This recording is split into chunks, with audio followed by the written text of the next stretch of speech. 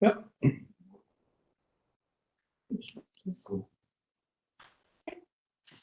It's 6 o'clock, August 13th, 2024. I will call to order the regular board meeting of Lowell Light Power. Roll call. All right, Chairperson Beecham. Here. Vice Chair Fonger. Here. Board Member Cadwalder. Here. Board Member Shroudman. Here. And Board Member Crawford. Here. All here? Okay, approval of the agenda. Any changes or anything to the agenda? No. I would entertain a motion. Motion. I'll support. It's been moved and supported. Any further discussion? Hearing none, all those in favor signify by saying aye. Aye. Aye. Opposed, motion carried. Approval of the minutes for the July 9th, 2024 regular board meeting. I entertain a motion to approve those. Supported. It's been moved and supported. Any further discussion? Hearing none, all those in favor signify by saying aye. Aye. Opposed, motion carried. Safety moment. All right. Scrolling down. This one, it is my turn in the rotation, so I'm going to present the safety moment this month. Maybe. Is your screen moving, Julie? Yeah. I don't say. I was afraid. All right. Let me know when to start over.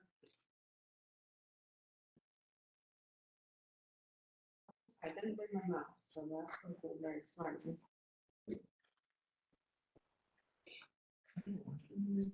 That's 96%. Fine. Technology, wonderful thing. Okay, let me disconnect.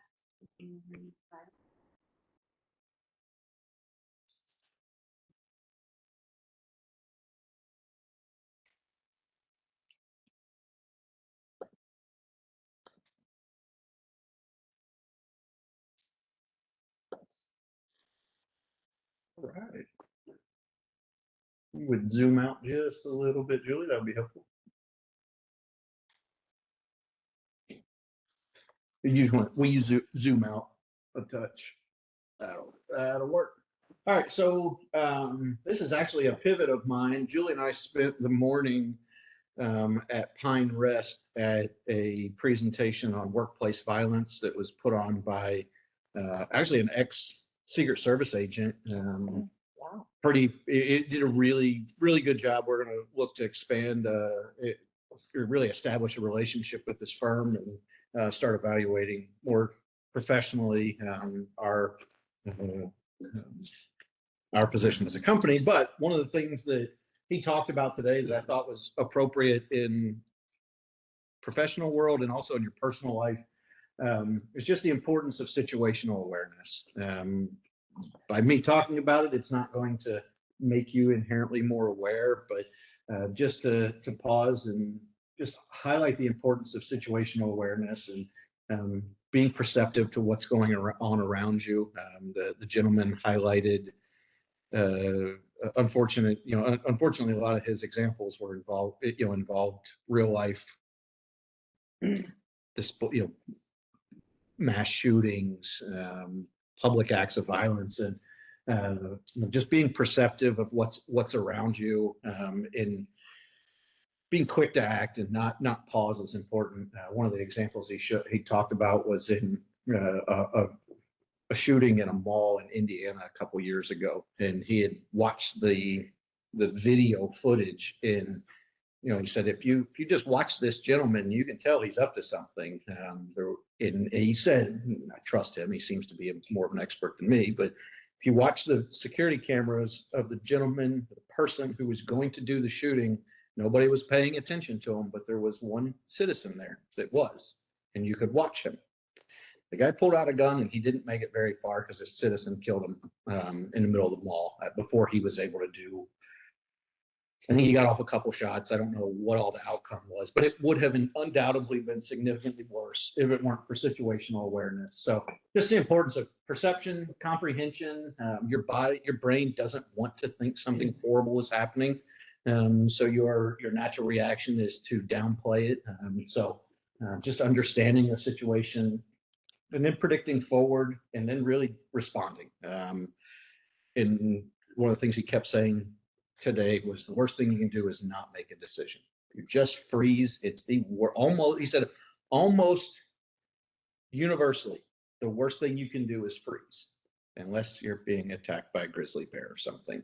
And maybe that's a good example then. But yeah, just that's our safety moment. Just be aware. Keep. Unfortunately, the world's full of bad things and bad people, so keep your eyes out and be aware. Shirley, is there anything that they offer you professional things so that you become a little bit more aware of your settings and what's going around you? I need to reach out to the gentleman, but we are looking at starting with just an assessment of our organization. Come in, he's going to take a look at things, and then work with them as far as ongoing training. Whether that's I think one of the things that is critical is de-escalation training. I know Zach and some of the guys recently went to de-escalation training. Some of the office staff went to the I forgot that they went to that one as well, but de-escalation training, response training. But a lot of that, a lot of those trainings touch on behavioral assessments and behavioral awarenesses and what are the things that what are the indicators that somebody may have a higher degree of likelihood of committing a violent act. So yeah, we are looking at how we can further improve our understanding and our processes to make sure that we are as prepared for a horrible event as we could be. So I wanna, if you have it, I'm gonna make sure that this is brought to the city council, city manager for review as well. And I actually thought about reaching out to him, seeing if there was an opportunity to I know there should be. partner or see if there's if there's commonalities that we can bring together on training, whether that's de-escalation training or actually do the assessment together as a whole organization or whole city. Good. Move on, public comment. Any public comment? Hearing none, we'll move on to action items. We have 0 action items. So we'll move on to informational items. And before I jump into here, I do want to recognize somebody that's joined us. Obviously, I've kept the board apprised of the situation with Ryan, transitioning to part-time and ultimately retiring. But I've asked Zach Walker, who is to join us. I think everybody's familiar with Zach. I hope if you're not, then shake his hand afterwards and question why you don't know who Zach is. No, I think Zach's a familiar face. He's been to at least another board meeting, I remember. But He's trimmed up his beard. he's ready to go. It's summer. It's a summer coat. Yeah. Okay. But Zach is our transitional manager, which is I'm thankful, a temporary title because it's a mouthful and tends to lead to a need to explain. So just wanted to pause for a minute, recognize Zach, welcome him here. Board, please feel free to rope him in, ask tough questions. He's got Ryan next to him, so he can defer to Ryan, because Ryan, if he doesn't know, Ryan should, and if Ryan doesn't know, then apparently it falls on me, and the answer is probably, well, Ryan should know. No, just wanted to take a minute before we dive into too much and recognize Zach and welcome him to our board meeting.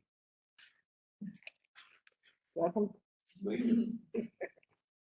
All right, so on to performance data. This is month 1 of the year. So what you will notice is we've cycled to a new year on our graphs. New color, we drop off FY21 and add on FY25, and we'll march through this graph throughout the year.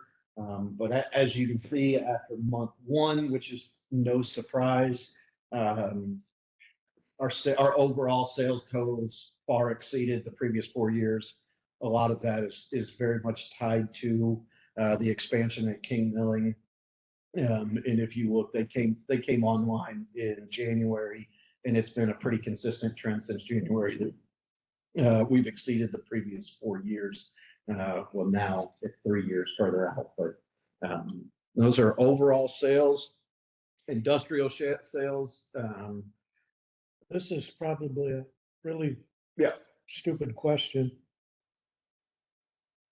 On the Yeah. left-hand side says 1 million. And over on the right-hand side, if you follow the line across, it's 10 million. What, So you have two scales. Your individual bar chart, your individual bars yeah, are individual month totals and correspond to this axis. okay, Your axis over here corresponds to the cumulative data that builds throughout. the year. okay, thank you. Okay. Yeah, so each of those bars, the blue bar, and it makes more sense the further you get along. It gives you a snapshot. It's easier to see down here. It gives you a snapshot of any individual month, but also paints the picture of how it stacks up cumulatively across the year. At the beginning of the year, the cumulative line doesn't paint a Right. very much of a picture at all because it sits right on top. But even here, you can see it's slightly above. And then as we go throughout the year, you start to notice a little more differentiation cumulatively across the sales. The industrial chart, again, paints the picture that I just mentioned, but really reinforces it. We finished last year significantly ahead of the previous, what is reflected here, 3 years, and the trend continues, again, largely associated with a large expansion. Commercial sales, not much to garner from this first month, but more to come. We do get quicker separation year to year. Seems to be more fluctuation on commercial sales. And then residential sales. This one I thought was interesting. That red line is July 2020. I had to think about that for a second. So if you will recall, that was right in the middle of COVID. Everyone was at home. So I don't put a whole lot of stock in comparing this year to July 2020. There's not a whole lot of comparison, but when you look at this current July compared to the 3 previous years, we're ahead of last year, but still behind FY 22 and 23. It's not a new conversation for the board. We've talked a lot about residential sales, and we just continue to see those trends. This is something that we continue to watch. Obviously, we continue to talk about it. So typically, I mean, I gather all of our power is weather related, meaning, so July, I mean, if you look at June, July, August, air conditioners are going, the fall kind of dips down, not needing the air conditioning or the heat. And then you get into, it starts to raise back November, December, January, February, where we're Absolutely. using the furnace. Get more going on. You got more electric heat. There's people that they might heat with natural gas their whole house, but they plug in a space heater in their bathroom, And lights are on longer. lights are on longer. There's a few things. Your blower in your HVAC unit is running to push, even if you're heating your blowers. Right. So yes, I would agree. The residential is largely weather based. You see a little bit of it at the commercial level if you scroll up, Julie. But you start to lose. You still see higher usage in June, July, and August, but you don't see quite the same dip if you go to industrial. Again, you see a little bit of it, but you're less and less weather dependent at the commercial and industrial level, where your residential level is highly correlated to your weather. Moving on to cost per kilowatt hour. I won't pause too much here, but I do want to bring to the board's attention that for since January of this year, our rates have effective rates. These are all in effective rates. So total dollars, total dollars divided by, or total kilowatt hours divided by total dollars. there's a lot of factors in there. We've had a couple rate increases in that, in this timeframe, but we've had a lot of pressure on overall rates through the PCA. So I think it's nice to see that we've seen some rate stability for the customers. And if you look closely, you'll notice that our all ineffective rates right now are very close to as low as they've been since this time in 2022. So for 2 years, this is the lowest they've essentially been in 2 years, and that's largely tied to PCA and some of that downward pressure on the PCA that we've been able to take advantage of the last few months. Right. Quick question on that average. Is that an average of the entire customer base, or is that just an average of the 3 rates?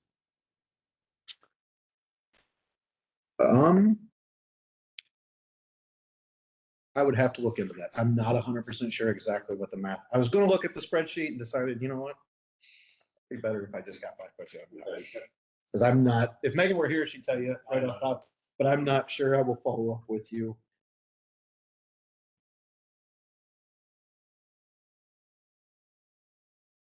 I believe it is a weighted average. So I believe it is total sales, not the average of the 3 classes, but the weighted average. So it's old. On a assumption. Yes, but I think the average is total kilowatt hour sales divided by total revenue. Okay. I believe, but I'll have to confirm that. Moving on, I want to pause at the cash a little bit. Couple things here.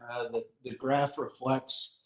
We talked a lot about this graph, but the graph reflects what we anticipate is the change in 120 days and 140 days of cash. That's an unaudited number, so that is subject to change.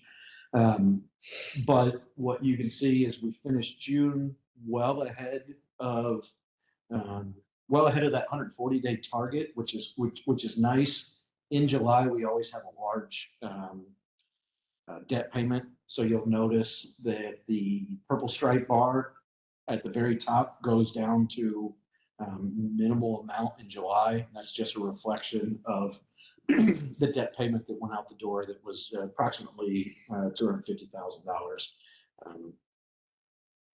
Other than that, you'll notice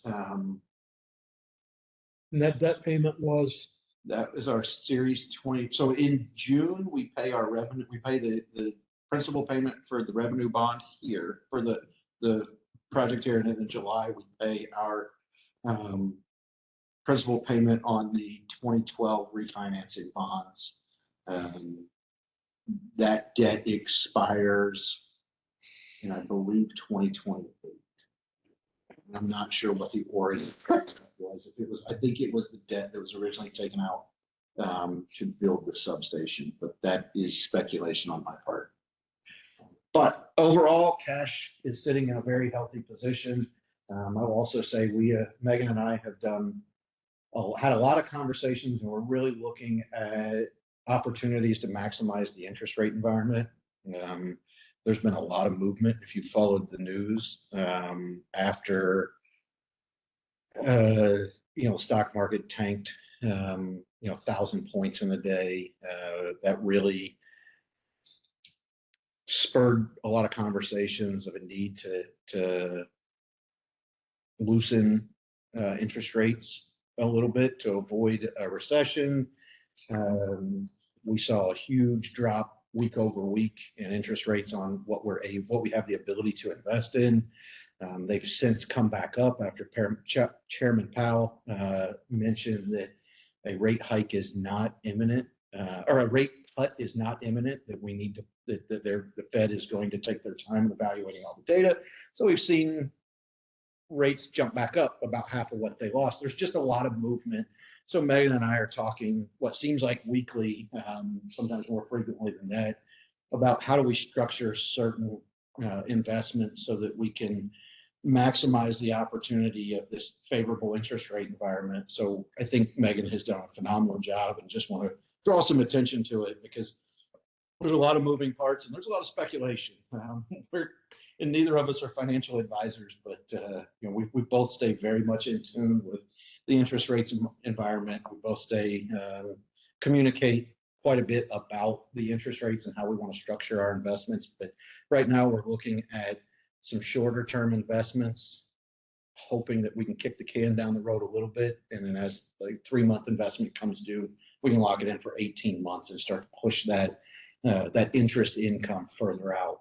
So just wanted to pause there. There's a lot in this, but I guess the big picture or bottom line up top, cash is in a pretty healthy position to start the year. Nothing necessarily to report on aging analysis or delinquent balances,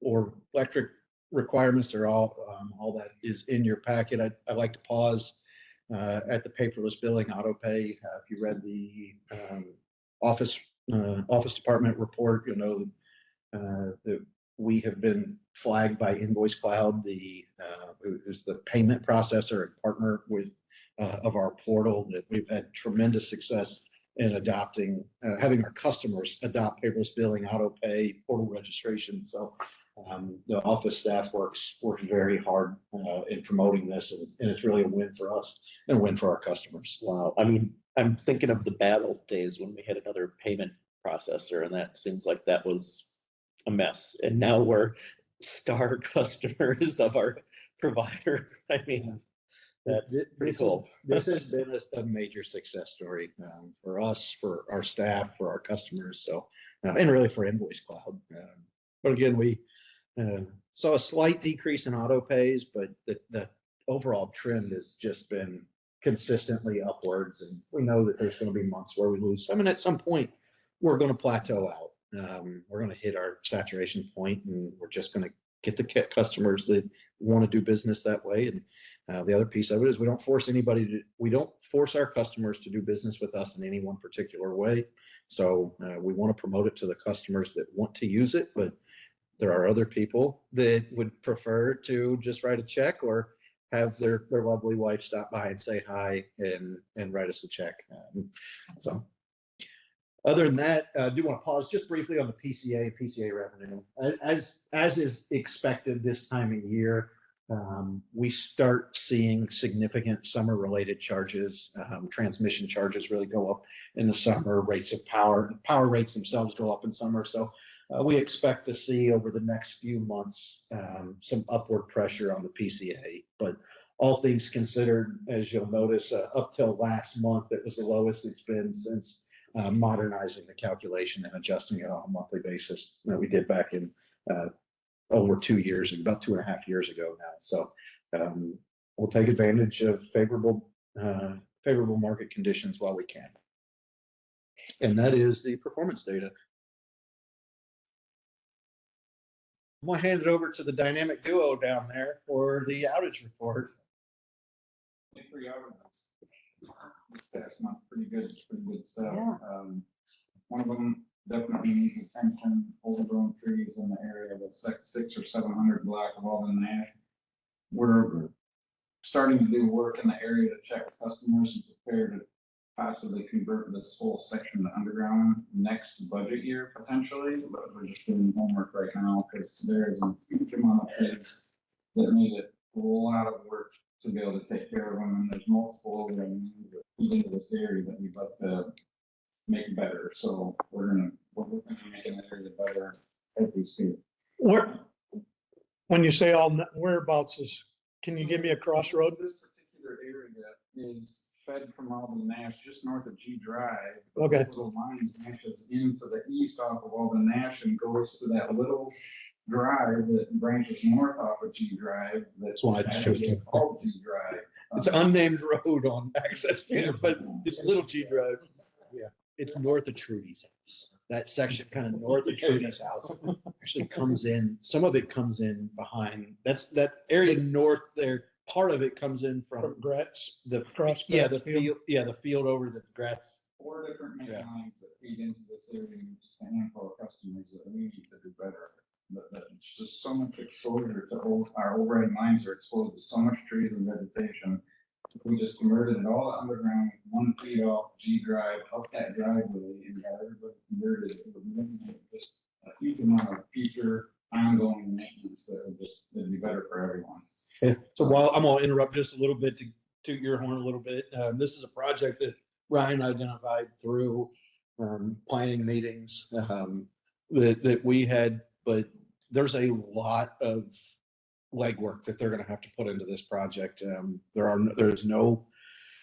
There's no public right of way down that road, so there's a lot of easement work. There's a lot of planning work. Everything's a finished yard, so there'll be contractors involved with boring. I mean, it's a project that's going to have tremendous impacts for this group of customers. I wish it directly benefited more customers. The overall system health benefits all customers, but it's such a good project to identify. But I don't think I can underscore how heavy of a lift it is to try and get all these pieces lined up. And I've ridden out there with Ryan. None of it is easy. You know, if you go through Harvest Meadows or Stony Bluff, I don't want to say that's easy to design work, but it looks very similar to every other neighborhood. And an engineering firm, or Ryan, or just from experience, you know what you can and can't do. This one is every house is going to have to be looked at individually, and they're going to have to work with the customers, because nothing is just, hey, if you put a transformer here, you can feed 5 houses. It's, oh, you could, but there's this other consideration. So it's going to be a heavy lift, but it's a really good project. And I would pause because I think you'll hear quite a bit about it. It might not be till next fiscal year. We're going to spend this year planning quite a bit. But this is something that's not going to be a month-long project and it's gone. We're done and gone. It's going to be a year plus of planning, getting customers on board, getting easement work done, having the city involved. City council approves all of our easements. There's a pretty lengthy process, but a lot of it's going to happen behind the scenes. So, sorry, go ahead, Ryan. Oh, it's gonna be awesome out there. Next outage, the Sherman and the Atwood fire pump feed actually was caused by a very large bird that flew into the main line and caused the phases to get together and do some fuses. The other one on Pratt sort of undetermined at this time. We don't know if it was animal related, possibly a bird out there. Couldn't find anything that clearly identified what the outage was, but there was a blown fuse that fed these 3 customers. Fuse was replaced and everything seems to be fine. Would you say that the stuff that you split up out there, that you actually maintained a lot more customers online than before you did the cutout project? Oh yeah, the fuse coordination work out this way definitely made it so there was only 3 customers affected instead of 30 or 40. So another win for all that work. That's all we had. Well, the only other thing I want to highlight is the duration of these outages. I was just looking back. The 10th was a Wednesday, 40-minute outage. That's really quick to get out there, to respond, get out there, troubleshoot, and get it back on. Yeah, the 10th was a Wednesday. The 13th was a Saturday. To have a Saturday 90-minute outage is phenomenal. And then the 6th was also a Saturday, and to have a 45-minute outage on a Saturday, these are things that are a direct result of our people caring. Response time is there. It's a great job. So I want to pause because one of the outage metrics that we track every year is essentially the restoration time for customers, the average restoration time for customers who experience an outage. And the magic number is under 100 minutes. Some other utilities in the area have that metric is 300 to 400 minutes. So just to provide a little bit of perspective, our own standard is under 100 minutes. And to have a summer month where summers are usually a challenge from reliability, you have trees, you have critters, you have more going on in the summer. But to have response times and outage durations this short, especially with some weekend outages, is something to commend the staff on. That's That's boots on the ground work right there. So you're talking about Katie? Right, I knew, I was trying to avoid which acronym it was, but I'd have to look back in it. It's a customer, I believe so. Yeah, that's customer average interruption duration index, yes. And I can't, there's one that is the average amount of time the customer has out.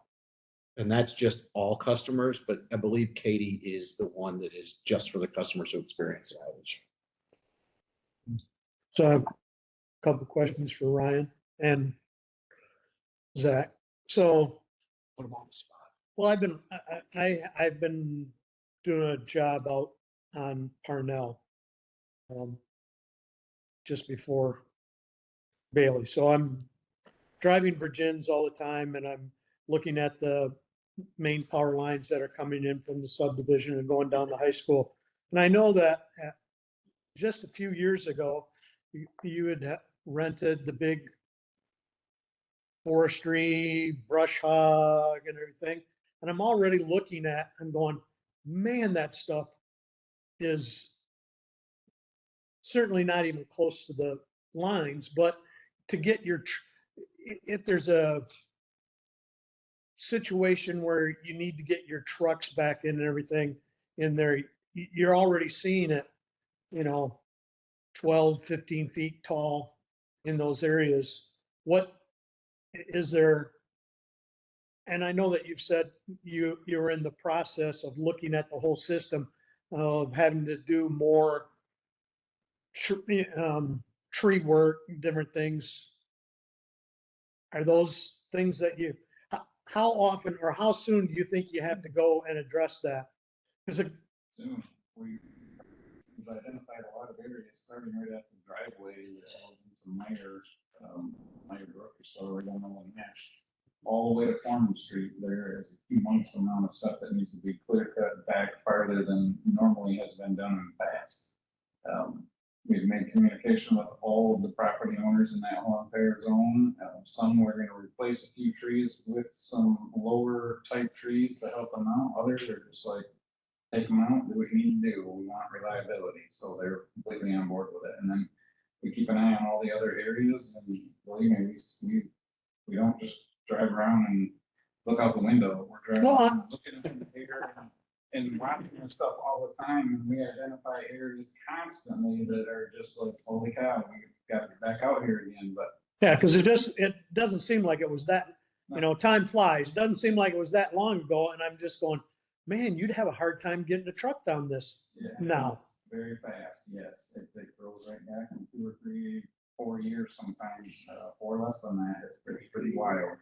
So, yeah, we're definitely keeping an eye on it. We have a lot of plans to trim a lot of trees, and we just have to get to it. When you do that, because again, I'm on the Trails Committee, and we've hired before West Michigan Tree, to maintain some edges of the trails and everything. So they mow them and then they spray. Is it something that that power companies ever look at cutting it and then spraying, to keep the growth down? We could possibly hire the spraying out in the future, if that's an option that we would want to look at, but doing it ourselves really isn't an option, because then you have to go get people certified to run the chemicals and all Yep. that. We don't want to mess with that. Yep. Okay, it's just curiosity.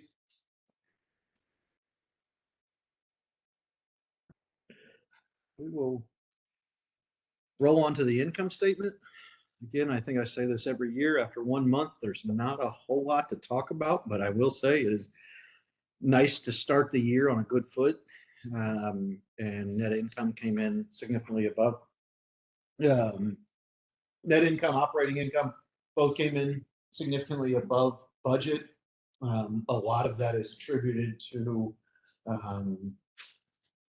conservative sales budgeting after thinking we took a conservative approach the last 2 years and falling short from a residential standpoint. We just haven't had the sales increases like we thought we would. So we took a more conservative approach, and it was hot. It was hot this month, and we exceeded the budget. And we exceeded previous year, same month, previous year, sorry, got stuck on my tongue. Again, purchase power was down, revenue was up. We're a little over budget on distribution expenses. And I only bring that up because there's some one-time purchases that aren't really reflected in the budget. Timing wise, we budget for them, but we don't necessarily generate month by month budget and try to forecast when expenses are going to hit. But we replaced, what was it, Ryan? We replaced tires we bought 10 tires for one of the big trucks. I don't remember with a digger, or I don't remember what unit it was, but Truck 46, Yeah. line truck. yeah, but we just had some one-time maintenance expenses that hit, which will spread out over the year. So Remind the board and the public, one is Bell River and one is Campbell due to shut down. So Campbell is shutting down. Casey, correct me if I say anything wrong, May 31 of next year. Bell River one unit will be converted next year. The other unit will be converted the following year. And that's getting converted to natural That will get gas. converted to natural gas. So But Campbell is completely, Campbell is, I mean, I know that there's all this talk about, I've not heard anything else about Save Campbell. There's a process by which you can take a different route through the MISO queue for replacement power. And consumers, I believe, and I'm not speaking real confidently about this, but consumers has submitted a request to MISO to essentially replace the capacity at Campbell with battery storage. That's not something that I think we would, I don't know, I doubt we would participate. We were not a party to this submission, but MPPA has an equity stake in Campbell. So I'll be honest, I don't know exactly where that leaves us, but the owner of that facility has, at times sounds like been a challenging business partner in terms of transparency and forward notification on plans that impact us. So yes, we'll just say quick answer, over the next 2 years. So, and we'll get in a little bit later, we'll get into some of the ramifications of some of that stuff closing down or shifts in our power supply. Any questions specifically about your income statement? I will say that interest income is pretty nice at $9,000 a month in interest. We've really taken advantage of I mentioned it earlier, but I think we're going to confidently blow past the budget number, but that's one that we take a very conservative approach to budgeting interest income. We try to count on what are knowns, but there's a lot of unknowns there. And that is the income statement. Capital projects, not a whole lot to report on here, just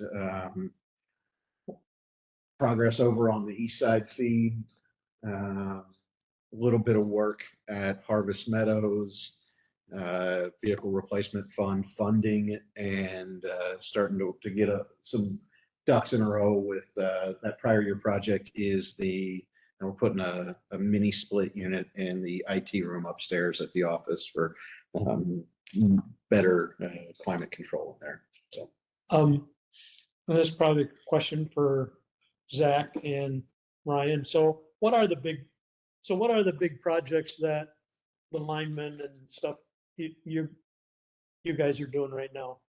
Right now, we're doing a conversion on Washington.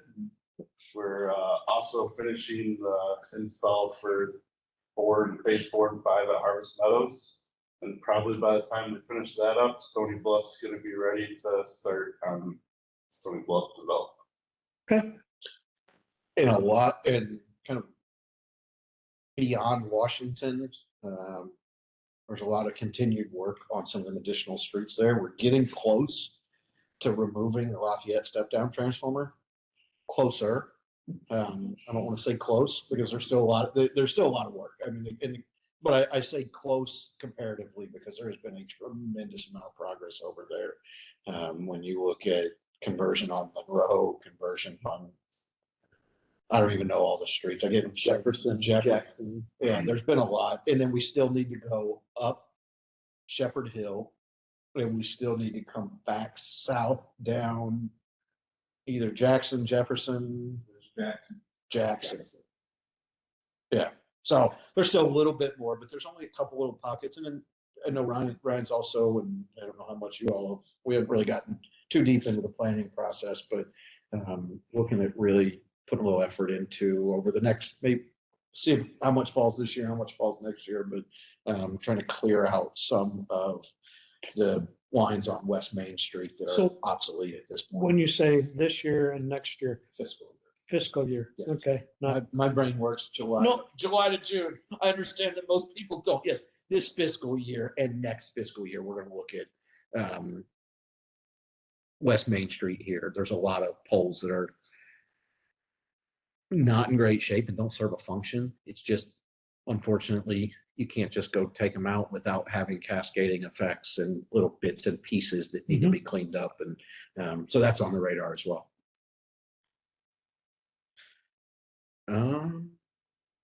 Oh, this one's me. You can hear me talk some more. No, I'm going to do a quick update on the clean energy legislation compliance. This is last month we talked about renewable energy credits and how renewable energy credits are our kind of vehicle to proving compliance. That's what has us actually be compliant is through the retirement of those renewable energy credits. But there's more to it. So just where we are in this, just as a reminder, our renewable energy credit requirements on an annual basis, really starting next year, even though we retire 15% as is now, from 25 through 29, 15% renewable, 30 through 34, 50% renewable, and by 35 and pushing forward, we need to be 60% renewable. There are additional clean energy standards on top of that that will require us to be 100% clean by 2024 or by 2040. But right now we're specifically talking about the renewable plan. So as far as compliance, like I mentioned, we talked last month that RECs or renewable energy credits or certificates, the retirement of those is actually what proves that we are X% renewable. But the legislation also requires that we file a renewable energy plan with the MPSC. That plan needs to be finalized and submitted to the MPSC by the basically end of February next year. So those activities have already started. The MPSC must issue an order within 300 days. And just a caveat there, the requirement starts when the order is issued. So theoretically, right now, we don't have to retire any renewable energy credits, but we still maintain that 15% level. Theoretically, the law next year will be a prorated 15% based on when that order is issued. It's a little bit of minutia, but it kind of highlights a gap in the legislation a little bit, and that they're going to, essentially the legislation requires us to be 15% renewable in 25, but if the MPSC doesn't issue an order till December, then we need to be 15% renewable for the month of December. So kind of a step back, but we're going to continue to retire 15%. So next slide, please, Julie. So one of the other things I thought I would touch on, obviously, but this energy plan or the renewable energy plan is our business plan. It's our roadmap to meeting the requirements. But I also thought that I would highlight what are MPPA activities versus what are Lowell Light and Power activities as we partner to develop this plan and then ultimately carry it out. So MPPA has been very involved in the legislative analysis. There is a tremendous amount of deciphering and understanding what the actual text of the legislation said and what the requirements are. MPSC headed up, or the MPPA headed up the MPSC stakeholder process. And I guess before I get any further, is everyone familiar with the MPSC? It's the Michigan Public Service Commission. They're the regulatory body that we basically, for most things, we don't fall under them, but where you hear the MPSC mostly is they are the regulator for the regulated utilities, DTE, consumers, UPCO. We fall under their regulatory authority for things like renewable energy compliance, things like that. So mostly aren't involved, but the MPSC has a whole stakeholder process where they solicit feedback from those that impacted. MPPA really headed up that initiative with feedback from members. Reports and filings, they're going to help in really administrative requirements, whether that's developing the renewable energy plan, retiring our RECs on an annual basis, procuring RECs on the market. They're involved in, and will be involved in a lot of those activities.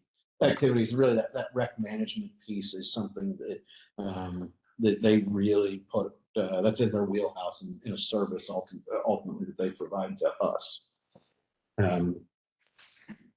So other pieces, if you scroll to the next slide, Julie, I actually took this directly from an NPPA slide.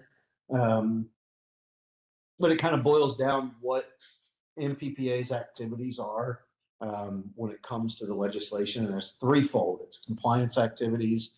That's the creating the report, retiring the RECs. They're very engaged right now with the member education and engagement. MMEA has hosted webinars. They're engaging on a one-on-one basis with each member utility to get feedback. And ultimately, where the core of this is going to be MPPA's core responsibility, and that's power supply management. And when they're sourcing supply, that's where are we going to get our power, our RECs, our capacity, moving forward. That's going out and identifying the next solar project, the next wind project, the next landfill natural gas project. And really, all of those things boil down into creating this business plan, which will ultimately be submitted to this board for review and then ultimately to the MPSC. Next slide, please. So just a real quick high-level overview of the timeline, milestones. Again, this is obviously taken directly from an MPPA slide deck, presentation that they gave to governing body. We're kind of in that member engagement, education, and feedback, kind of simultaneously. MPPA has been doing due diligence efforts, MPPA risk and economic analysis modeling. They're getting all their nuts and bolts in their modeling and how it all flows into our power supply. They're developing those. Big thing now is developing and anytime you see RE, that's renewable energy. Try to pause and highlight some of these acronyms, but reviewing plans, developing plans. Ultimately, in January, February timeframe, we will bring this for adoption for this board to consider. Once this board has approved it, it ultimately will go to the MPSC by that February 27th deadline, and then it really is a matter of executing the plan beyond that.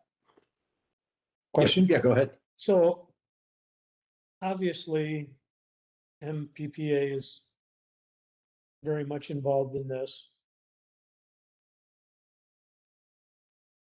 What is it? So there's a cost involved for them to do all this. So does that come out of our dues?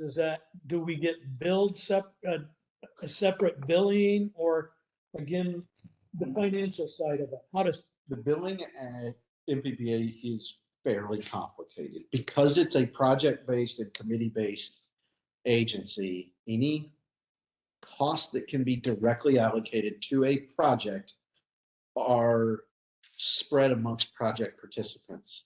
So we pay certain administrative fees associated with each project. We also have a dues structure, and the dues structure covers other things. I would have to really review the details. Sorry, No, you're fine. I don't want to speak. It's not a simple, hey, we put this money here and they it. It's each piece of it is considered separately. So things like this, pretty much everyone is going to participate, I believe, of the 22 members. I'm not sure how many of them are planning on participating in this clean energy committee, but anytime MPPA does work for that project, for that committee, we'll get a bill. that time is allocated to that project. And then in our monthly invoice, we have a whole sheet of committee billings, and that's any dedicated time that went to any of those. Then your projects are handled a separate way. And I'm not suggesting that we handle all, I mean, I just know there has to be a cost involved, and I'm assuming that we're sharing in that cost with other members of MPPA. Absolutely. And I think you hit on a good point there, that there's always a wrestle with how much should we do in-house versus how much should we rely on MPPA. I'm a big fan of retaining as much control as possible, but MPPA is very much a critical business partner. So one of the things that you're getting at, I think, is with an issue like this, the complications associated with it, the intricacies of compliance, we win as Lowell when we're able to share in MPPA's cultivation of that knowledge. It takes a subject matter expert at MPPA. That subject matter expert is the subject matter expert for Lowell, for Holland, for Zealand, for all 22 members. So you talk bang for the buck. Right. Yes, we share in MPPA's expense, but it's not borne solely by us. It's one of the benefits of a joint action agency, really a project-based joint action agency, where we can choose what we want to participate in and not participate in. And historically, we participated in everything from MPPA. We have a very diverse I mean, power supply. we don't, like you said, I don't think we have a great staff, but I don't think when it comes down to this, if we tried to do it ourselves, we'd be hiring somebody and having a $200,000 bill, It's a full-time job trying to figure something, trying to stay in tune with it, not figure it out. I've read every word of the legislation. Doesn't mean I can implement it just because I read it. What I think is important is understanding, and we'll get into it next slide, is how that relationship works. What is our responsibility? Where's feedback? How do we build this partnership? Because ultimately MPPA operates as an extension of Light and Power. So I would very much agree, though, that we've avoided it. It would be a significant expense if we tried to bring it in-house. So the last slide is just updating the board on what is our role. What is it? I kind of talked about what MPPA is doing. So what have we done so far? And a lot of it is just participating in that education. MMEA has hosted webinars, answering questions, soliciting feedback. We provided comments/questions for the MPPA stakeholder process. So MPPA aggregated the responses of all their members and then funneled that into a single response to MPP or in the MPSC. We continue to have ongoing conversations. This, kind of a dummy bullet point there a little bit, but I can't stress how frequently this is discussed. I had a talk with Steve twice this week. Neither time was about this. This came up both times. It weaves itself into every conversation. Wasn't about the Olympics. We talked about the Olympics, Okay. absolutely. Yeah, his train. I don't know if anybody heard. Sidebar. There is a coordinated attack on the high-speed rail system. It caused delay. Steve and Lindsay were in Amsterdam at the time, and they're supposed to get to Paris and had to take a longer route. So their travel was disrupted by that, but not significantly. The Dutchman and Steve, he got a discount was hoping he would have been, it's a good squirrel. I don't remember the details, but I think because it was it created, a certain delay. He got like 25 or 30% off. If it would have caused another 15 minutes of delays, he'd have got 50% off his train ticket. So he was trying to figure out how he could delay it 15 more minutes to maximize the Dutchness in him. So, yeah, nobody is surprised. I got a kick out of it. And then really the last piece is wanted to touch on the specific feedback that we've provided MPPA. So I met with one-on-one with MPPA staff. They pulled together a whole list of questions that they wanted feedback on. One of them was just to collect what members expect MPPA to ultimately draft the renewable energy plan, and absolutely would like MPPA to do that for the points we already talked about. And then one of the things that they're really looking at for specific feedback on is the use of purchased RECs. And this is why I wanted to touch on what a REC was last month, that kind of lays some groundwork for this month. But we as municipal utilities are afforded a tool in our toolbox that no other utility structure is in terms of compliance. Every other utility, co-ops, investor owns, are capped at 5% REC purchases. Sorry, my child is in the other room. Every other utility is capped at 5% REC purchases, so 5% open market purchases for compliance up through 2035. We are uncapped. We could theoretically buy 100% of our RECs for compliance up through 2035. That's a bad business plan because it creates one heck of a cliff. But we do have one extra tool in our tool belt. The walls kind of dictates where these REC, what some of the characteristics are of the REC, but there's very little limitation. So really the feedback that I gave MPPA was we will use an all of the above approach. It's about controlling costs at this point. There's going to be a lot of upward pressure on power supply costs over this window. And it's just unnecessary to have stipulations on which RECs we can use. This is for compliance purposes, but just so the board is aware, some utilities may have a perspective on certain attributes of a REC. Did it come, is it local? Is it a new resource to the grid? I can say somebody like a Facebook builds a data center, they have aggressive renewable goals. They don't want to just say we bought RECs. They want to say there is new solar, there's new renewables coming to the grid to offset our new load. Again, it's an unnecessary parameter to put around what RECs we'll use. Some utilities may have opinions on specific resources. Landfill natural gas is considered a renewable energy credit generating resource. And the thought, but some utilities may not view landfill natural gas favorably because it is a carbon emitting resource still.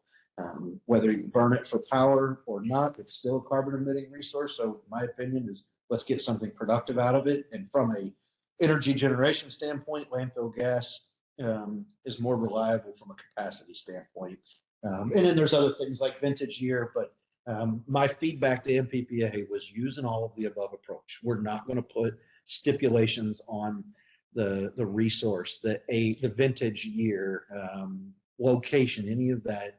And most of that is because it's a small piece of our compliance strategy for a relatively short duration of time. Unless there is some very strong need to do something different, I will highly advise against doing something different. But that's kind of where we sit. At this point, we will be working with MPPA to draft the renewable energy plan, and then ultimately the board will see that in that January, February timeframe. So any additional feedback? Moving on. All right, so this is a little bit of a change this month. And this is in response to some of the feedback I've gotten the last 2 years during my review, actually. You guys are tired of hearing from me and would like to hear from everybody else. So I thought I'd get out of the way. No, and this is something that I've mentioned to the board. I find this very valuable myself. But I've asked each department, the distribution, generation, and office, to provide individual reports to provide to you every month. Perry saw this structure a little bit at Zealand. I don't know if you recall, Brian Kuntz and the gentleman sat to my side, the wastewater and water operator manager. They all submitted their own reports. I have asked our staff. There's a lot more information and details being presented, so we will skim over a lot of it. There's not, and basically one of the things that we saw in Zealand is everybody has this, everybody can read. If there's not much more to add, or there's not anything to add in Zealand, what we saw department heads do was just say, I stand on my report. It says it all. It's in the report. I've asked our staff, Ryan, Julie, Casey, ultimately Zach, Megan, involved. There's not much to ask. If there's anything specific they want to draw attention to, please do. It's another opportunity for you all to engage directly with the staff. I know that's something that I find value in reading this, and I know that I'm more involved in all this stuff than you all are. So I would imagine from time to time there will be questions, but I just wanted to make our pretty awesome leadership team stand on their own just a little bit more, because they deserve it and they do a great job, and they will shed light on things that I don't. So with that, I'll hand it over to Ryan. Try me to run through every one. No, you're welcome to say I stand on my report if you don't have anything to add. Described very well here, everything that we're doing. We're busy. Honestly, it feels like every day I wish we had more than 9 hours to get the work done, because it's always, we get a lot done, but you always feel like, man, there's a whole lot more we want to do. So it's awesome. We have a lot going on, and we're getting good things done every day. It's very good. Agreed. Zach, do you have anything to add? I'll put you on the spot. I had to at least once tonight. The first meter was installed on Harris yesterday. Awesome. Yay. Perfect. Any questions for Ryan? Is that? So this is a year off, but I have a request for you to look at. Is Riverside Drive is going to be ground and repaved. There's some poles and street lights along Riverside Drive that are in, like the one picture you had where that is hollowed out.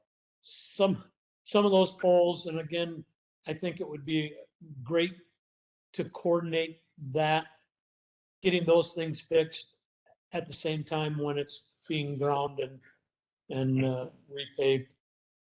My opinion is that we need to promote the city to step it up and do something better than overhead lines and wood poles for the streetlights down along that Riverside area. It's such an awesome area along the river, and definitely would help promote that as much as possible, but there's always limited funds in that direction, so I don't know exactly how far that'll go, but that would be the best option in my opinion.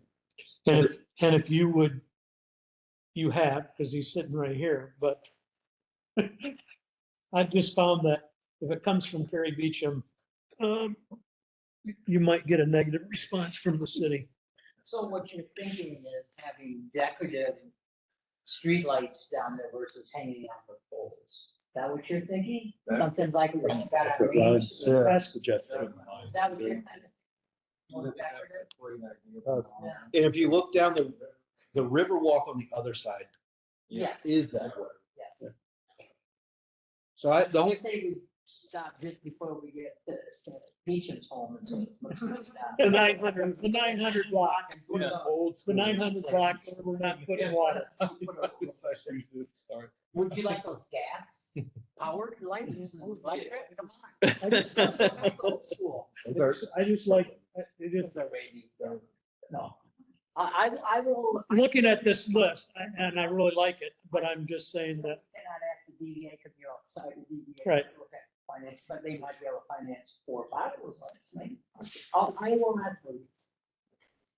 not. Just, question, some of those poles along Riverside are probably AT&T poles that we can't necessarily do anything about, but we are right in the process of renegotiating something with them, and then there's. so the only thing that are on, What happened?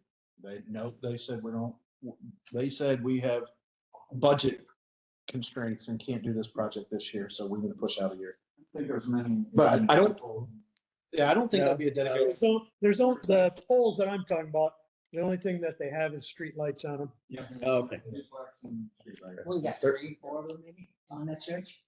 Well, and there are some poles over there that are on their radar as I far. mean, I think if I went over and efficiencies. pushed really hard, a couple of them might fall over. Surprise. Oh, no. All right, before we got Perry out there pushing on poles, we're gonna move on. Perry's gonna start trying to knock poles over. I had a question about the conduit, so being bad shape. For the house. You can find it back from. Yeah, all the conduits, all the decorative lights up and down both sides of Main Street, when that project was executed, whenever it was, I don't even know, it was before my time, the conduits were all installed way too shallow. They're underneath of the sidewalk gets snow plowed, they're next to a road, that is Was where that wet? the house gets driven down as far as you could imagine. Conduits get full of water, then they freeze, they break. So the conduits are just in the most sad shape ever all the way down through there because they're barely underneath of the sidewalk concrete. They're in the sand under that, they're not very deep at all. Just astounds me how something like that even happens. Like, who was in charge? Who, it's just wow. It's the way it happens with every conduit. If it's buried too shallow, it doesn't allow the natural warmth of the ground to keep it from freezing up full of water. You do it right in the first place. And another issue with Washington and Main Street is the roadwork contractor that's doing all that work down there wasn't necessarily the most gentle contractor on any other infrastructure in the area. They tore up AT&T's, Comcast, our stuff, the city streetlight conduits. I mean, they need to be getting large bills from all the repair operations that have happened as a result of the work that they did. I mean, they have huge holes with completely unsupported conduits spanning across them. Conduits don't hold themselves up when they're 30 or 40 feet long, just freehand. I mean, CNL did Monroe Street last year. They actually asked if they could borrow poles to put across their ditches to tie the conduits to so that they wouldn't break when they opened up the hole underneath of them. I mean, they went above and beyond. This contractor here, they're pretty rough on things. I think that's about the whole Washington Street project, or just the one where they're fixing. Pretty much the whole Washington. Washington Street project, but there isn't a lot of infrastructure up there that they had to deal with. It's the at Main Street and Washington. Right. Particular intersections, they So- weren't gentle. So my question would be, have you had these conversations with Rich Lombard, the DPW director? I mean, We haven't yet, no. Because obviously Jim's here, liaison, and he'll go back and report, but again, somebody needs to have that conversation with the city side of it. I'm sure they know exactly the same things that we know. I mean, we're down there helping them, and there's AT&T contractors, there's Comcast contractors when they're repairing all their stuff. I mean, this isn't new news. But we'll definitely have a conversation with the DPW director just to make sure he's completely aware of it. That's no problem. And I had to step up for just a second. One thing I want to make sure we don't, I guess, slip into is, it's a fine line between board conversations versus operational things. And I guess I don't want the individual department updates to result in, this has been a good conversation, obviously, but I just want to be mindful that a lot of what is included in here isn't doesn't rise to the Our level of responsibility. a board, but it's important for you all to know. And it's a fine line. It's something that we've talked about internally. You know, there's a lot of this is geared towards just providing the board confidence that day-to-day things are being handled. I know you all have confidence, and I don't want to discourage conversation or discourage thoughts and things like that, but I do just want to be mindful that board meetings don't focus on what Ryan, you know, the conversations he's having from an operational day-to-day basis. Again, I think we'll find a lot of things fall in a gray area because things that you think are day-to-day can very quickly rise to the level of now the council needs to be involved or now this board needs to be involved. But I just wanted to preface kind of these conversations a little bit with that. Well, I thought that was actually pretty good. I mean, this is the type of thing, that's one reason I asked a question about sanitation, and it's like, well, was something not done right with our stuff that we're supposed to be maintaining, because. No, and that's right. I don't want. I know that was, like, I don't know how long it was, but now we're finding that, hey, this is causing us more work because of something that happened. How do we make sure that it does not happen going forward? And the thing with Making this, sure these things are in place, and I know you guys are very on top of that stuff, but you know, this kind of thing usually extends beyond us. And so Well- that's why I thought that was kind of useful just to have that. no, and again, I'm not any. I see the opportunity is going to be there more frequently with the more access and the more detailed information that's provided. This one, the conduits are a whole unique thing because they're not even our assets. We don't own them. We just maintain them. So things quickly rise to the level of the council, of the board, when it comes to significant assets. So not making a comment on that one at all. I see it as a increased likelihood that we find ourselves going down rabbit holes, which again, I'll do all the time, but we'll talk after the fact. Ryan will, I'm sure anybody will. But just more commentary of the change, not any specific question or comment. With that, I'll hand it over to Casey for generation update. Stand on my report. There you go. Say, and Julie.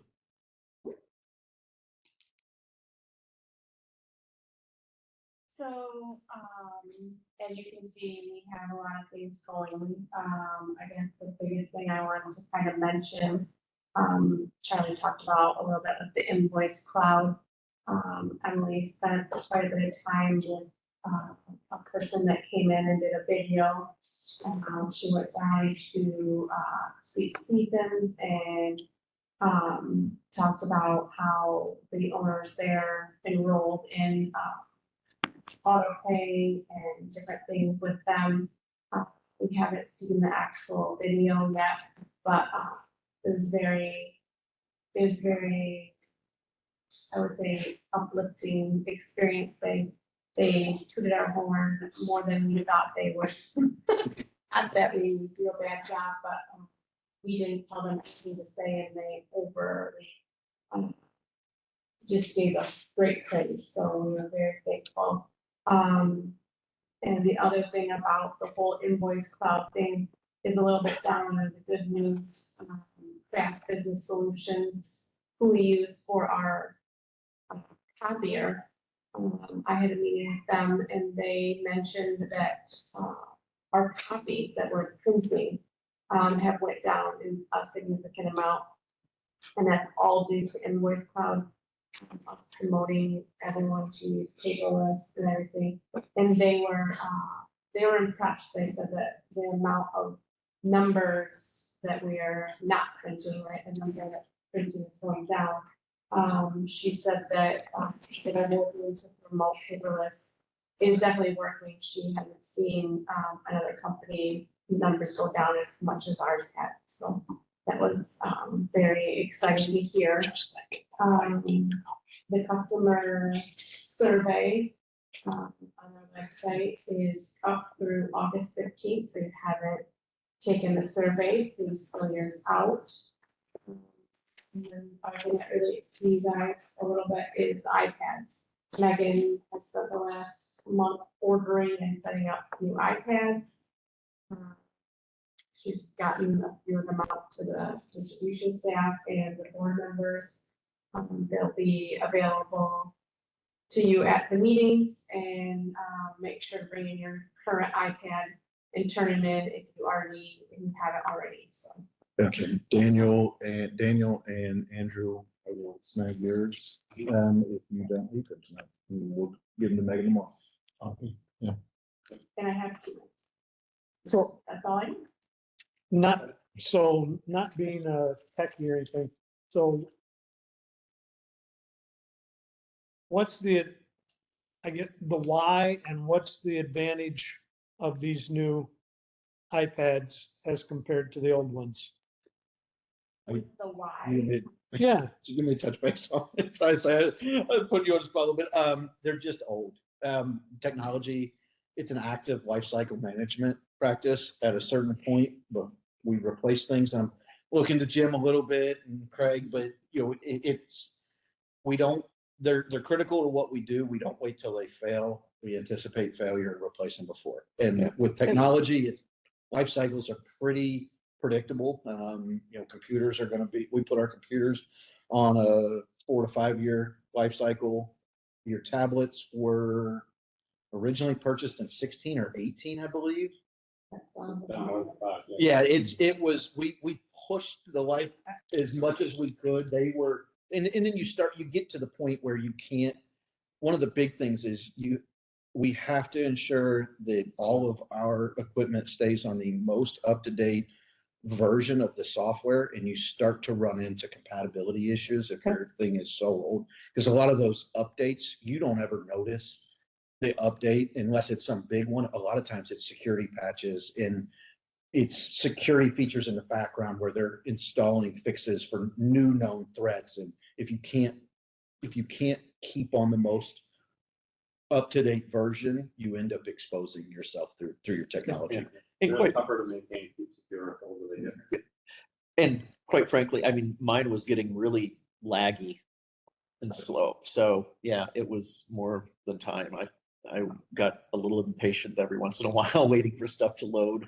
This thing hops right along. So And you can have Quite happy. 499 tabs open on it and it'll still click away. I have one open at Lucky Record. huh?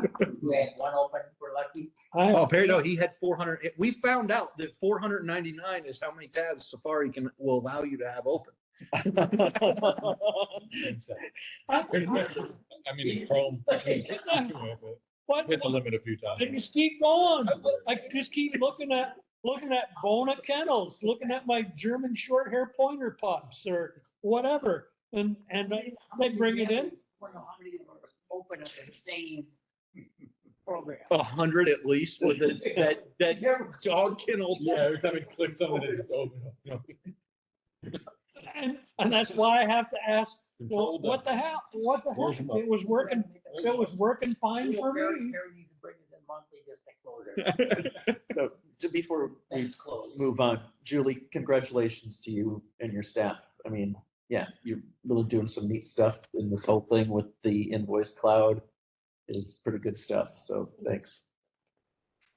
I want to comment a couple quick things. One, I'd like part of the billing comment that didn't really have to say that, but it's like notification on the issue and fixed it. It's just good to know that you gotta do that stuff. So, thank you. And then the good news, I thought a really different data. That's the kind of business solution. So never would have guessed that they would notice that and come and tell you. So Yeah, it was it's just, yeah, it's just cool to see that kind of stuff. So that I think one thing I'll highlight is just the insight that individual reports provide over and above what I do. So I reported on the new camera. Our budget included a new camera. It's been installed. You get a different level of granularity, and I like the idea of, you know, there's quite a bit more insight there. You know, that camera serves a specific purpose. It sits directly above where cash goes back and forth and is zoomed in to capture individual bills, because we're starting, and one of the things that has happened some is there are certain places that are more likely to pay with cash and less likely to pay with cash. And when there is a larger electric bill on the table to be paid for, it is nice to be able to lay out Yeah, bills and see individuals. It also provides clarity over the cash register. So it's just another little bit of granularity that I think is important to painting a bigger picture, how we're advancing strategic initiatives and things like that. All right, I'll roll on to mine. Mine's going to be anticlimactic at this point. I don't quite yet. I owe some updates in mine. One thing I do want to highlight is expect an board action item next month on the Bell River Project Committee. This has been a pretty heavy lift for MPPA, but there's a tremendous amount of contractual language updates that needs to take place to the agreement. It's really important that all participating members have their governing bodies approve materially the same agreement. And we're on a little bit of a time crunch, just knowing that we have a expensive, a lot of it's tied to financing and providing the ability for certain utilities to bring cash equity versus debt equity to the table to pay for the repowering. But I just want to kind of give a preference or a preface that next month expect this, and I will ask that it get approved as presented. A lot of it is also not going to be vetted by me in detail. I have the entire red line document of a 1984 contract, but this is, that's ultimately what they're doing. I believe it was a 1984 contract that was originally signed and has to be modernized to reflect really the operations in the conversion process. So if there's any, I wouldn't anticipate it, but if there's any apprehension to the idea of this agreement or the changes, please reach out to me before next month. I can tell you, Casey and I have both been very much involved in the process from the get-go. We don't see anything that's alarming. A lot of it is things like updating grammar, even, clarifying things, eliminating things that were put in the original contract that were to address issues that the formation of MISO ultimately addressed. I mean, it's an extremely old document, and it's been a very heavy lift for MPPA to get it working with all their various legal counsels. They have 2 or 3 different legal counsels that have been reviewing these documents. So just be prepared for that next month.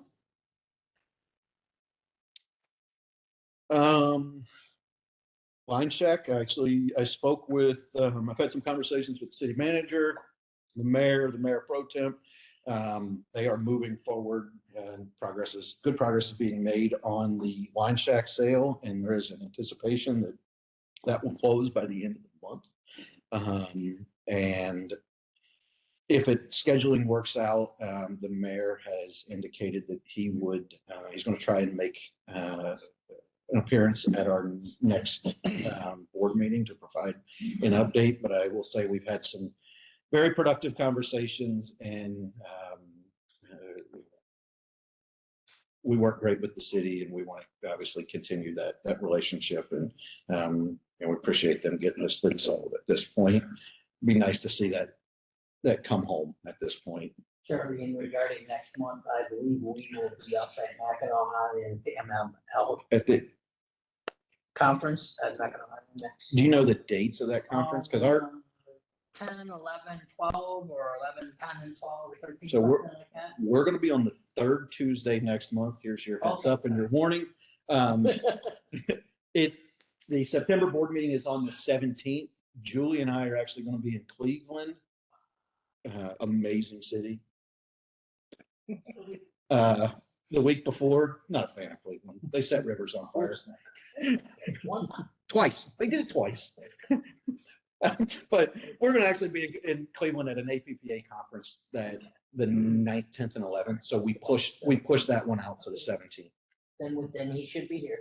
All right. Couple things I want to highlight. Just staffing update with Zach transitioning into the transitional manager's role. We are also currently, we are actively looking for a journeyman line worker. At this point, we have seen a few. We've got the job posted online wider than it's on Indeed and ZipRecruiter. This week, I believe, you'll see it in the Lowell Ledger. It'll be in all the local publications here over the next week or two. So we expect this one to potentially take some time to find the right person, but we're committed to taking a very methodical approach to this to make sure we don't bring somebody in with bad habits, or we're bringing in a journeyman. So that with the last two hires and promotions, they've been people that we've started through the apprenticeship program ourselves, and I'm very much supportive of that approach to bring them up through our training.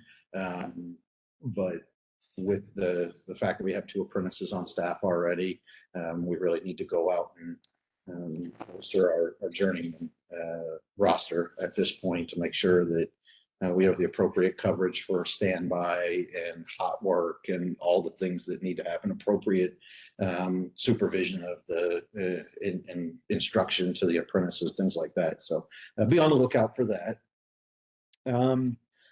Some bad news, potentially, something that's going to occupy Julie and I's time for the next few months is if you catch anything in the news, the Michigan Supreme Court overturned a Court of Appeals ruling related to 2 different 2028 ballot initiatives. I won't get into all the history. I have a very lengthy history. 2018 ballot. Is that what I say, 2028? Yeah. Hey, guess what? It's 2018. We hadn't got to 2028. It's crystal ball. There's already Supreme Court overturning something that's going to happen in the future. 2018. But we reported on it about a year ago, actually, that there was changes to the Earned Sick Time Act. And it will overhaul the rules for mandatory, for our providing of mandatory sick time. It's going to be a challenge for us because we bundled sick time and personal time up into one PTO bank. Seems highly unlikely we're going to be able to keep that and remain in compliance with this law. The law is very concerning because it was drafted as a ballot initiative. People who make laws didn't draft this. And what's most concerning to me is, as an employer, we are presumed guilty until proven innocent. That is concerning. It makes the threshold for documentation, the threshold for any adverse employment actions significantly higher. And the teeth that are included in the bill are real. It's not some toothless bill. It's substantial. And I have major concerns with the fact that we will be presumed guilty until proven innocent.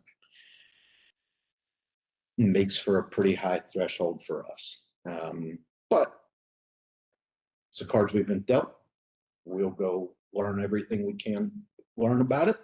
We'll bring legal counsel in to do a review of our PTO, our employee handbooks, our PTO plans, and we'll see what changes need to happen, and we'll keep the board involved. Any changes to obviously PTO, anything like that is board action. It's employee handbook changes. So bring that. I paused to bring attention to it because it's potentially future board action. It will undoubtedly change certain aspects. Everybody will qualify for sick time. Even with this last Michigan Supreme Court decision, is there any chance that there will be continued litigation on other aspects of it that may At this point, throw it off? at this point, the next avenue for appeal is the federal Supreme Court. The federal Supreme Court does not take up matters of constitutionality of state constitutions. So it's what, this gets into some of the nuts and bolts. Why it was deemed unconstitutional is the strategy that the legislature took to adopt it. They got enough signatures. It was at the time that a ballot initiative gets enough signatures, the legislature has 3 avenues. One of them is to adopt it as presented and then amend it.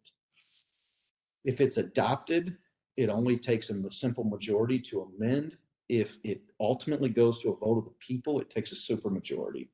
So I'm not going to try and speculate on motivations, but it appears that there was concerns in the legislature about the implementation, which I understand why. So the legislature chose to adopt and amend in the same session.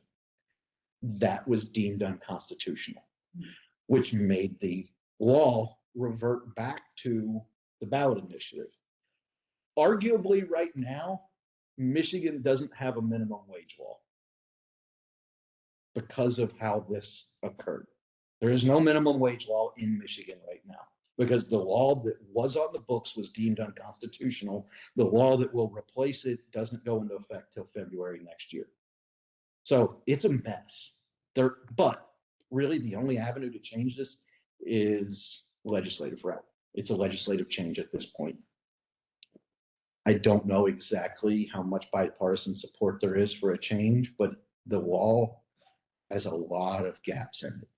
Arguably, if you have a kid and you pay a babysitter, you now have to pay them, they now qualify for sick time. Even if you hire a 16-year-old kid from the neighborhood, once they have provided 30 hours of service to you, you have to give them an hour of sick time. I mean, the way an employer and an employee is defined is anybody that provides any service to anybody, basically. So think about how that Is that stretches. given in a week or is that a cumulative? Cumulatively. Every 30 hours worked is 1 hour of sick time. Takes 30 days or 60 days. Yep. If you work 60 hours in a week, you get 2. It will impact everybody because now typically, I don't know how the city is, but our part-time employees don't qualify for the PTO program. It's only made available to full-time employees. We will have to start providing sick time for part-time employees. Obviously, that's not a concern, no big deal, but the nuts and bolts and what are the qualifications? If you're part-time and you don't have a set schedule, when do you get to use your sick time? There's a lot of, and again, with us being presumed guilty until proven innocent, it makes the administration of things like that pretty challenging. So pause there. Make sure she's not going to yell at one of my kids. I'll be out. I just had to give him a look the last time. Other than that, a couple things I want to just touch on outside of my report. I mentioned that the company picnic has been canceled. We just competed too much competition for time at the end of summer. So we're going to regroup and figure something different out. The I-96 development. I know, Jim, we talked about whether or not Light and Power had a desire or the ability or whatever to feed that.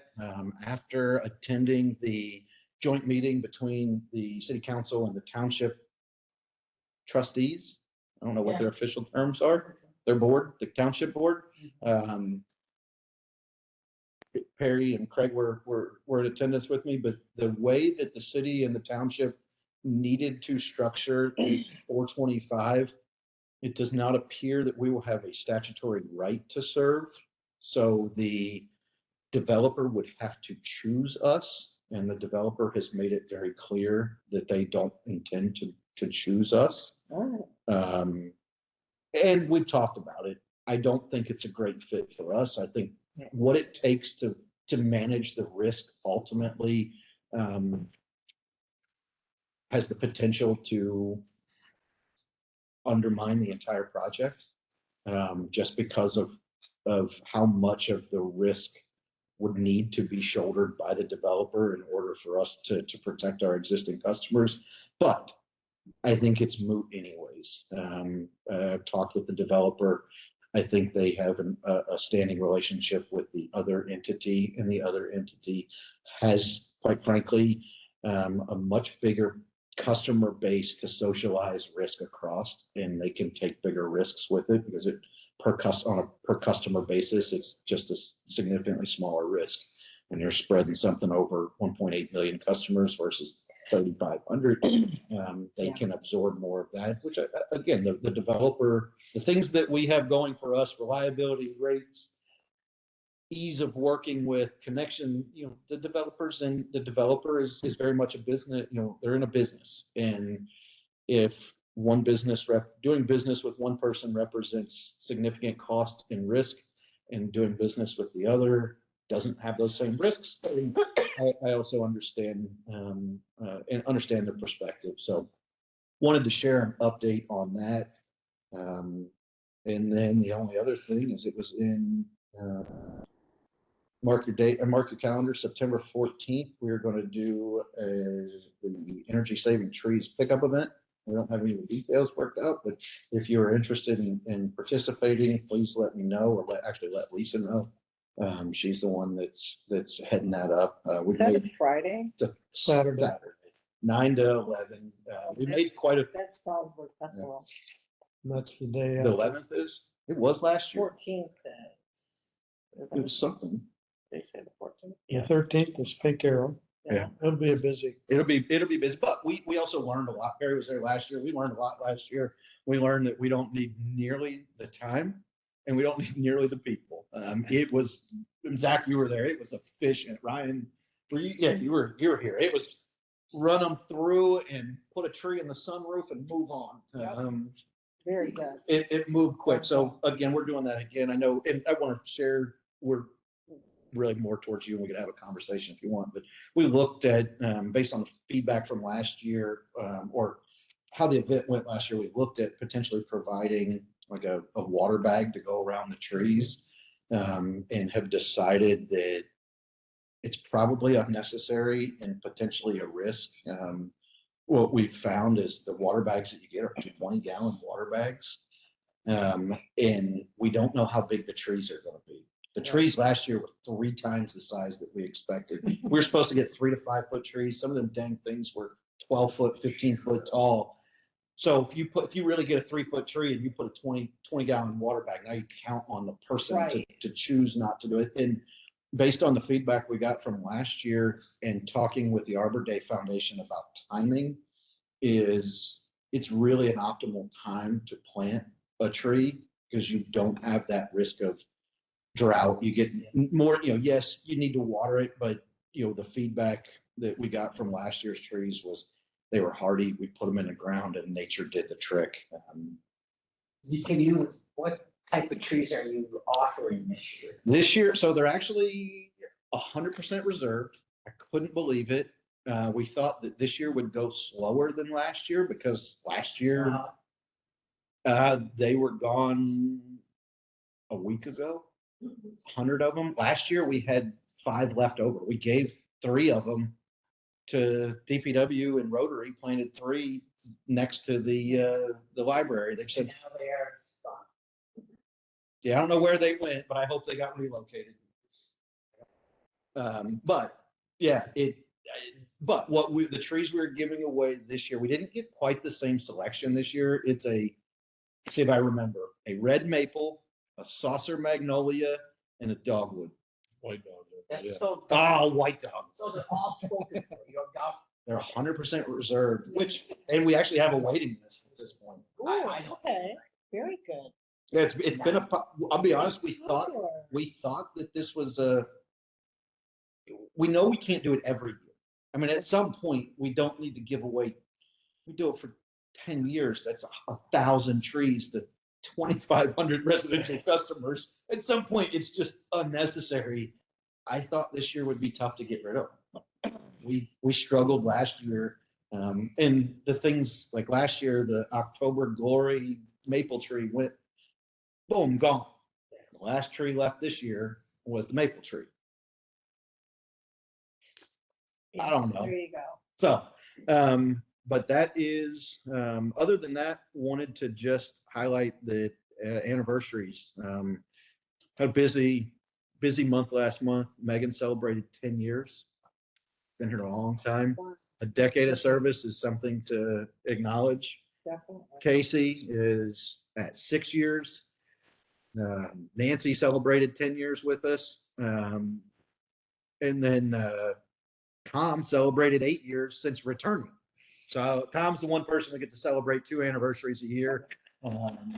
I think it's fun. I do it. But this is his second go around, and he's been back with us for another 8 years.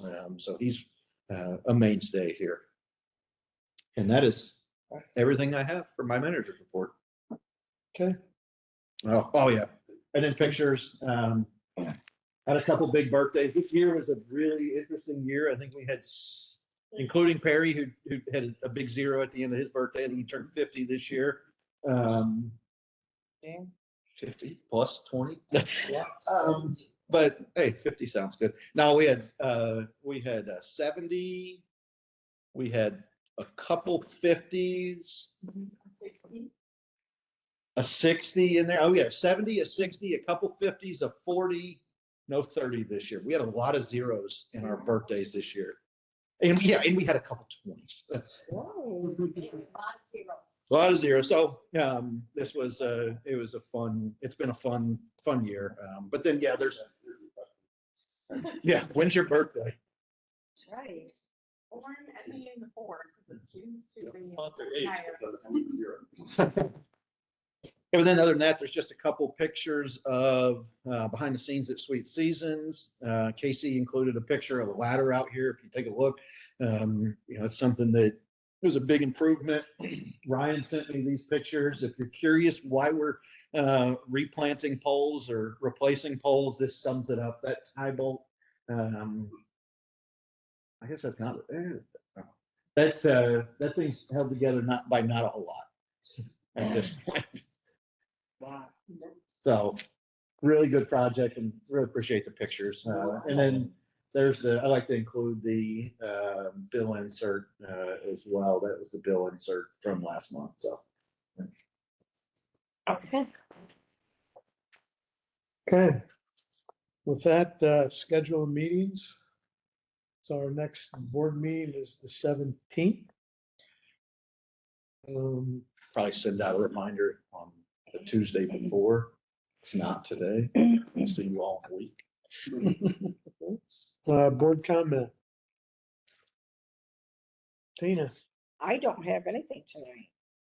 Go ahead. Andrew? Jim, Well, most of you know, I serve on the Lowell Board as their president, and asked Charlie and Julie to show up today. And our board has been looking at trying to do something for Harvest Fest on the board. How do we celebrate that? Charlie came to me last week or something like that and asked me the question. I told him he could come to the board and address that part of it. So we reached agreement today. We're going to open the showboat so that the kids can come on and decorate pumpkins with stickers, no paint, because Teresa Hoffman, when she heard decorating, hang on these pumpkins, and her face just run right away. So anyway, we came up to an agreement, and so we're going to do that on October. When is that? 12th, 14th, something like that. Sometime. It's 12. The 12th, yeah. So The 12th. We're going to open the boat for them now. Have it in rain or shine. We'll be in full. And Did you, I don't know if you want to add anything? no, I just want to thank the Showboat Committee. It was something that kind of came together. We had been talking internally. How do we shift from being a vendor at this event to being the provider of an activity? Zach, you've been there. The kids want to come decorate a pumpkin. They don't want to. And I've had Lisa tell me that parents try and avoid us sometimes, but the kids want to be there. So we didn't necessarily want to just be in a row of people selling their things. I mean, there's a lot of good vendors there, but they tend to be selling things, and it's a merchant type of atmosphere where we really just want to be there to provide an activity for kids. And we thought of the Showboat and hoped that there were some synergies there, that we could find a real win-win situation, and things happen to align. So greatly appreciate it and look forward to it this year. this is the Harvest. The Harvest Fest, yeah. In October. Yeah. And does that coincide with Public Power Week? No, it tends to be the week. I don't know, it might be the week. It does, it's on Saturday. Yeah. It usually Oh, is. but we'll say that it is. Yeah, nobody will know. the Nobody- difference. It's a week-long celebration. Public Power Week. Fourth to the 11th. Yeah. Power Week. Yeah, so I would also say next month, be prepared.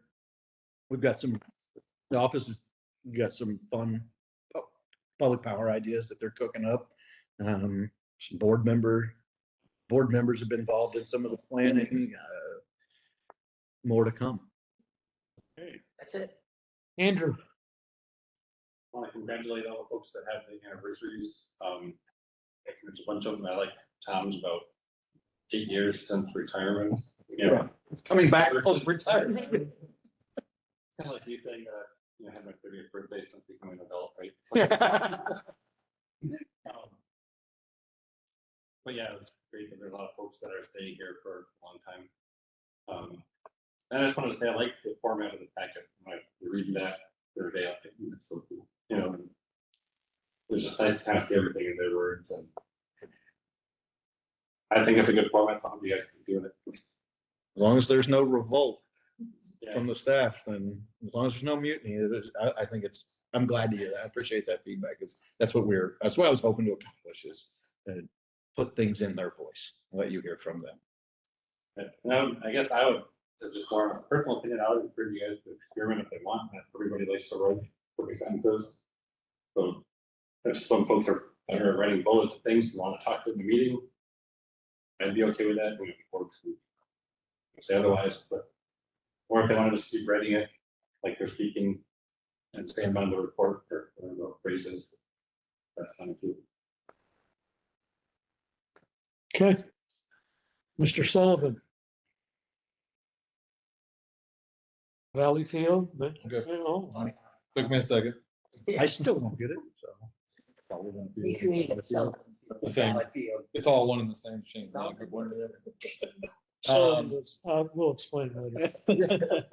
Yeah, congrats, to the work anniversaries. It's like that length of service is a great benefit to LL&P because of just wisdom, like knowing, having Megan in books for 10 years, things that would cause people problems become everyday to her, I'm sure, things like that. Also, yeah, thanks to the board for excusing my absence last month. Appreciate that. I'm ecstatic to see bad debt at chump change again, 50% lower. Anyway, yeah, so I'm sad I got to miss that. I'm sure it was 10 minutes of praise. And then, And 5 minutes of wait till next year. yeah, there's always, the other shoe is gonna drop. Yeah, well, next decade, maybe it'll go up 5%. Well, no, next year, we know Rite Aid's bankruptcy is going to hit next year. So. Anyway, Yeah. not to burst your I was bubble, gonna say, to burst your bubble, but Well, that building might get sold. cannot in lean this it. 10 year. Can't lean it. It's debt gone Oh, forever. this is upsetting. Anyway, Oh, sorry. I'll should have saved that one. I'll for just later. start taking signs off it and selling them on Facebook Marketplace. We'll be all right. Number in it too, just so you know when it was out. Yeah, and I also wanted to say, yeah, thanks Zach for coming and for writing the separate reports. I also enjoy being able to kind of read through those details. I agree with Charlie. We don't need to discuss and talk them all, but it's nice to see.